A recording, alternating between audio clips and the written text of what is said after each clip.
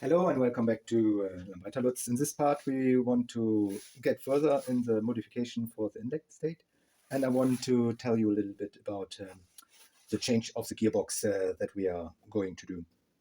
So, in the first place, I will describe something about the gearbox.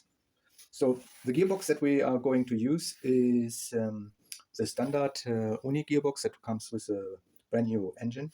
So therefore, it's the Indian GP.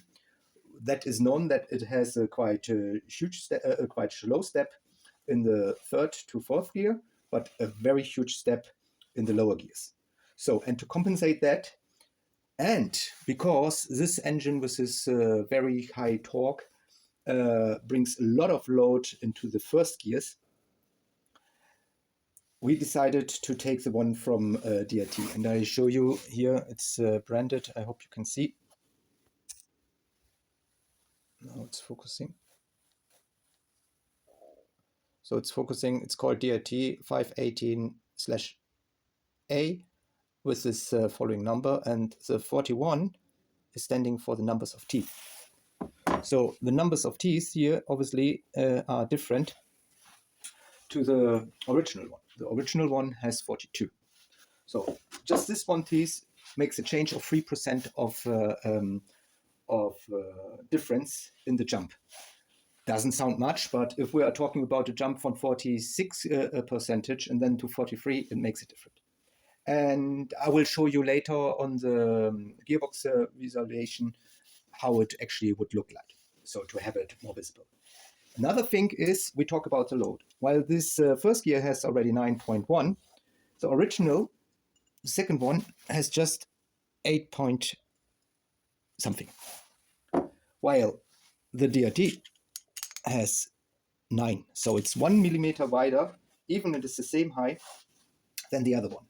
For the third and fourth gear, there's normally not this big problem, because as higher it's in the reef and in the speed, the breakdown force that you have to bring also in the lower gears is already gone. So yes, you still have a lot of load on the third and on the fourth, but it is not the problem. And why not taking a 5 gearbox? So a 5 gearbox has very small jumps. So the jump more than 40% is just divided by 2. So it means 20 to 20. So I'm driving in this powerful engine a 5 gearbox, and I really have to say I'm thinking to get it out again, because you're switching more and it's completely not necessary. Actually, that is the most relaxing on this engine, that you can even drive with just 3 gears. In the end, 80% of your time you're driving in the fourth gear anyway, if you are a tourer, and you have so much power that you are not always going full speed to then making wheelies, especially if we are two up. So the fun of this engine is not only the power and how it developed, it's that you have a lot of power the whole time, and that the jump of 90% on the last gear is already short enough, almost too short. So therefore, on a fifth gearbox, you have just a 16% jump, and on that is for the Casa one, and for the MB one, and for AF speed, you have even smaller jumps. Really, don't do it. My advice: keep staying with your nice gearbox, 4 gearbox, make a longer primer drive, and then being happy with the power and feeling the power, how this engine from the very low bottom managed it with a lot of torque. So, but all the theory I want to show you on my screen now. Here I have opened the gearbox visualizer that you can get in easy on the web for free, and with that you can then make your own calculations. So I don't want to explain you the use of this gearbox calculation. I just want to show you the options that we are using and why, for instance, not going for a 5 gearbox. So the Uni gearbox has this kind of setups, and we are going to use it with a 23 teeth front sprocket and with a 46 back. So this is the longest premier drive that you actually put on a Lambretta scooter. So with that you have a final ratio of 4. I think years before you would never mention that you would have any engine that is able to pull that. So and you see here the jump between the second and the third is more than 47%. that is very huge, while the last is 19.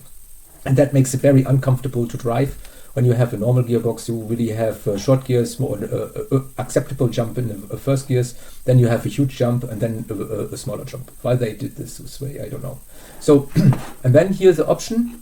You see that this is the option with a Uni gearbox, but with a modification of 41 teeth on second gear. So with that, your jump between first and second gear is 3% more. That is okay, but the other 3% gets down. So you have between this both gear changes almost the same step. Even if more than 40% sounds really much, yes, on a normal engine I would never consider to do it, but on a scooter with this engine and especially with this twin engine, it is very nice to drive. So compared to this, I show you the very expensive but also very good 4-speed gearbox, for instance here from Casa Lambretta. Yes, you have nice jumps, but on this engine you don't need, because you have your jumps in the first gear. Actually, you have the same jump almost as with this setup, and then the next jump is just separated by 2. So actually, if you calculate it, it's the same jump like in a gearbox from Uni, but separated into steps. And that makes it very nice, especially if you have a one barrel engine and maybe a little bit more riffy. So then you can go for it. But as I said, most of the time you're driving in the last gear. Yeah. So, and here you have the direct, you can see directly both gearboxes, the gearbox that we are going to use now and the gearbox that we, 5-gear gearbox. These steps of just 800 or just 1000 revs, it's far too low for this engine. So here we have a very nice step, and as I said, I would prefer if you have it maybe putting a LI 150 in it with this nice jump of 21%. Yeah, you will be very happy, even though the first jump is very high. So I just want to show you, so if you want to play around, get Gearbox Visualizator. This is not only for Lambretta, it's also for Vespa, and for sure most of you know it already.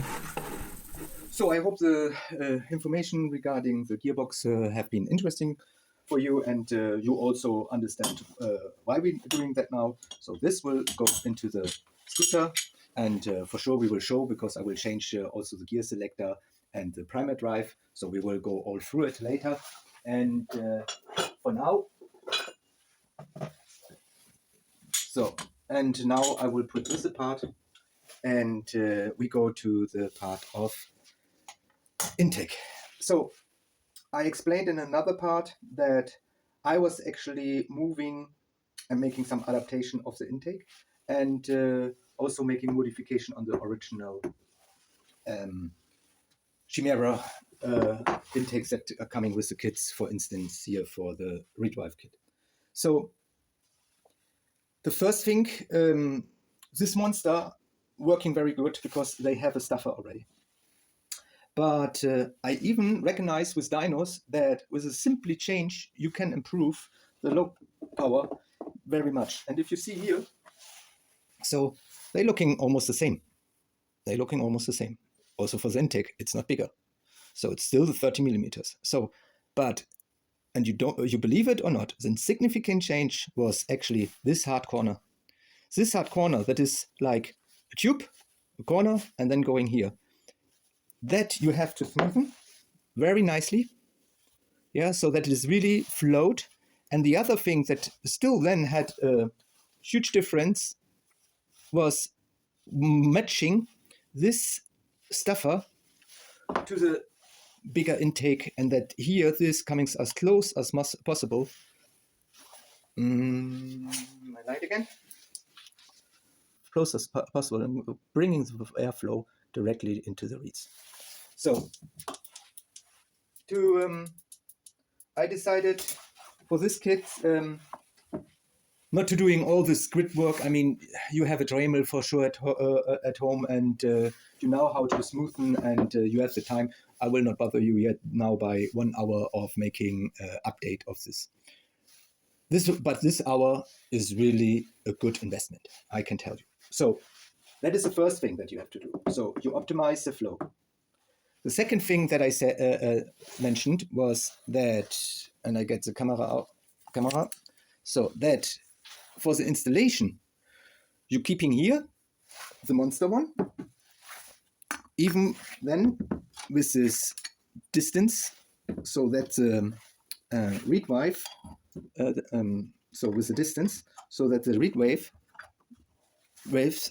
not touching the barrel when it goes down, and they will do. So you need minimum 2 millimeters, and that the 2 millimeters are not working, that are now in the kit. I show you in the other part, because they're leaking gas. So we will use still this intake for this side. So that will go here, and that will stand modificate and will go there. So now coming to the important part, what we are doing with the other side, and why I'm not choosing the original monster intake here for this side. It has to do something with the angle of how the compressor is sitting. So you get with the kits this kind of metal welded things for a reed valve kit. So either TS1 or Monster. The very first thing that I can tell you what you have to check is this. Do you see this? Do you see this? They are completely bended. So check if these plates after the welding are straight. So how you do that, I proceed this, I put it on my press and bend the whole plate back. Actually, how you would do that in at home, I don't know. Probably you will have to grit it down. Or you try to bend it by yourself or making the seat. But the first thing that you have to check is that this is going away. Otherwise, you will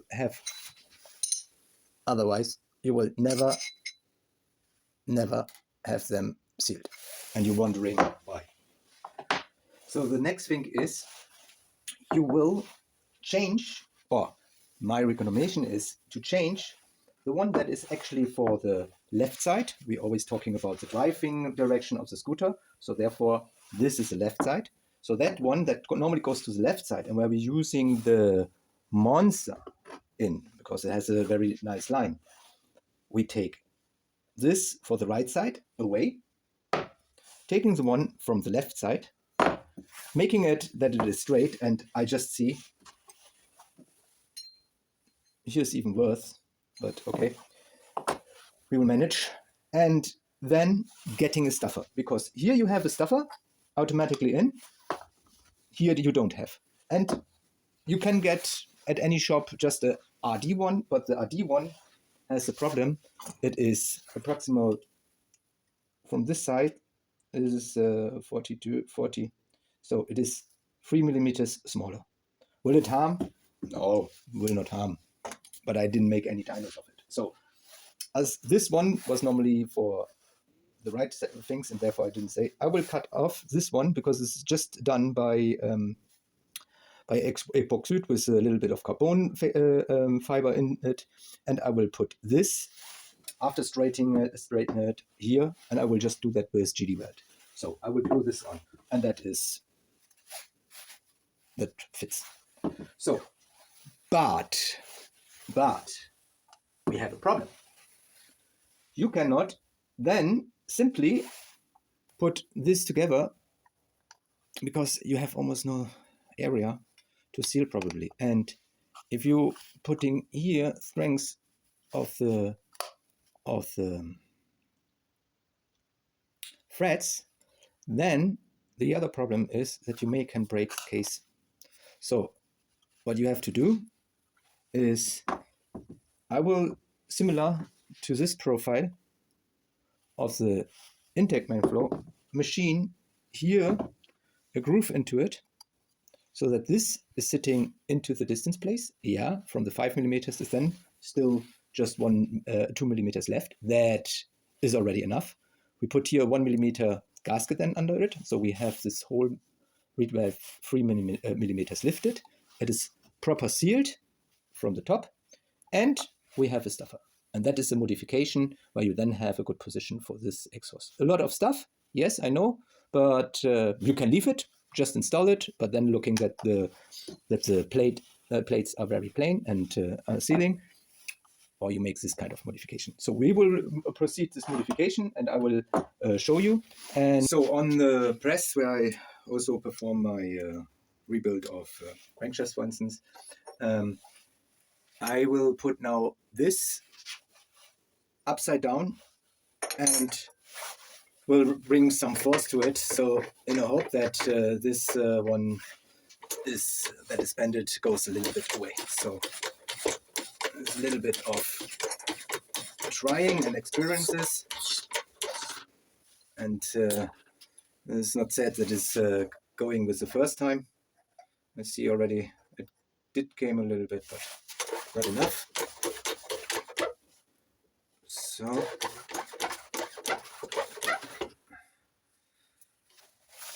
okay,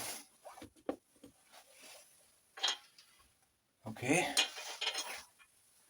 okay, okay, okay, that looks good. Giving it one overpress, and let's see if that was already enough.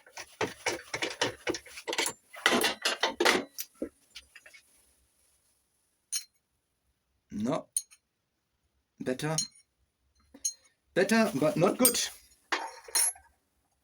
So I will do it from the other.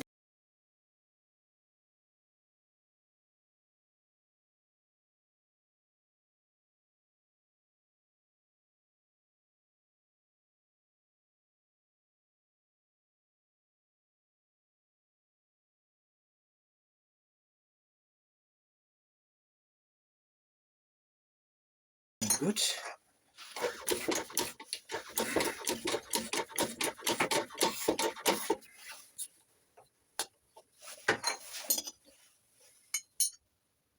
Yeah, yeah, yeah, yeah.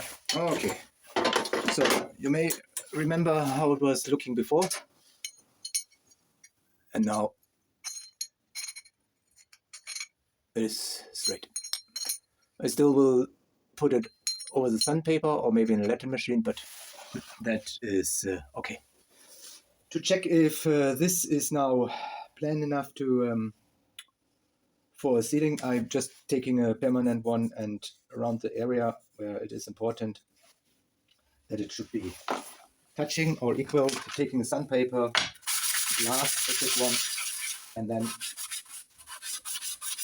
you will see if I bend it back in the right way.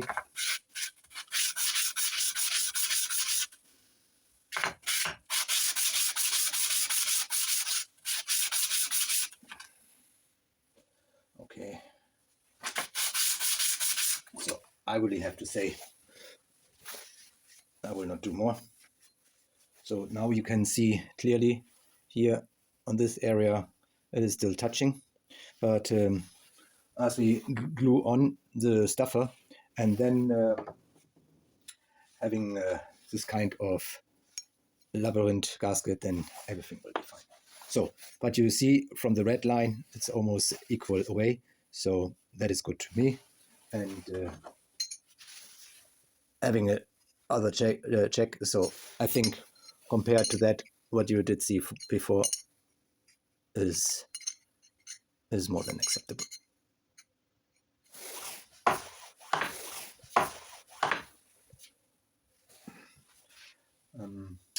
I just will pop up this, and you see with GD Weld, it was not everywhere touching, but on the other side where it will go. So it will not go to the reed.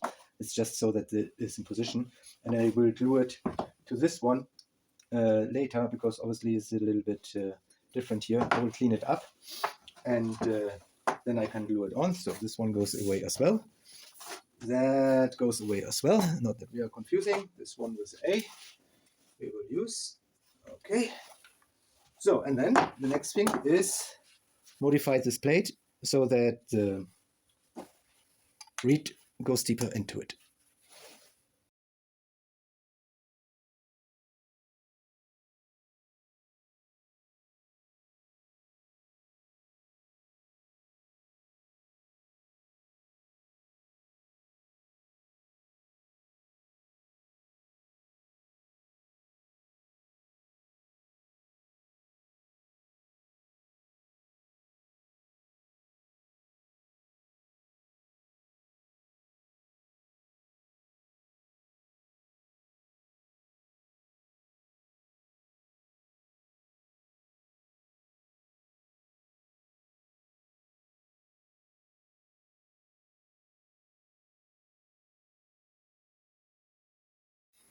So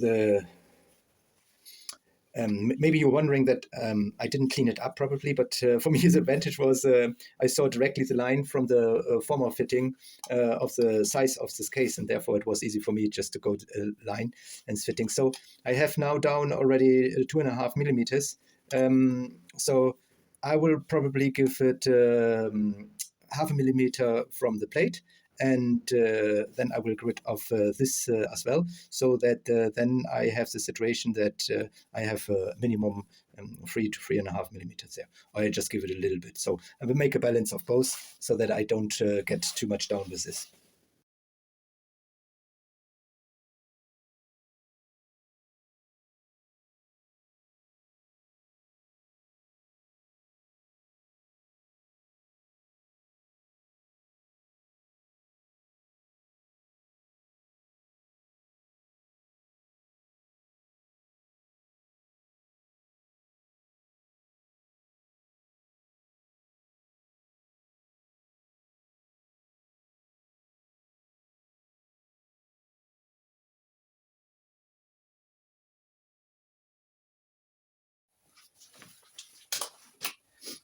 So I modified a little bit the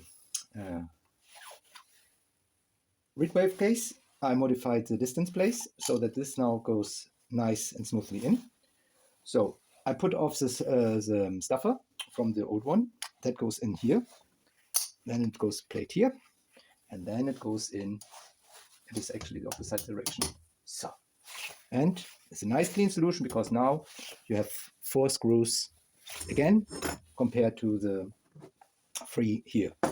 So you may, I will do this and we'll put it together. That I have not to show you how I have to do. So maybe people asking why you do all this modification. You build your own stuff. Are you making here the adaptation for this reed wave that it is fit in, and so on and so forth. Why you not simply get V-force and put them in, and that is on a plate, and it has already almost fitting stuffer. Yeah, almost. Not really. So, and I was using 30 millimeters, and I can tell you this performance is quite, this performance of this is quite equal to this. And you have another advantage. Here you have rubber. So the sound of the opening of these cases are much less of this typical reed wave noise than with that has no gummy and no rubber. So yes, they are good for performance. Yes, they are good when you have 35 mil plus, redriving 24, 28, 20, 30 maximum. So, and for this one, the redrive from the Monster are perfect. They are even huger than the one, or they have the same size like this one from the TS1, and there they are already performance very well. So long story short, now I explain you why I did it. The next step is to glue it on, and then we are done for today because it has to rest overnight. And tomorrow, hopefully, the other parts are coming, and we can get forward. I hope you liked it. I hope you liked the kind of modification. And please comment and please subscribe. The next part is coming, and hopefully tomorrow with the new parts and with a step forward.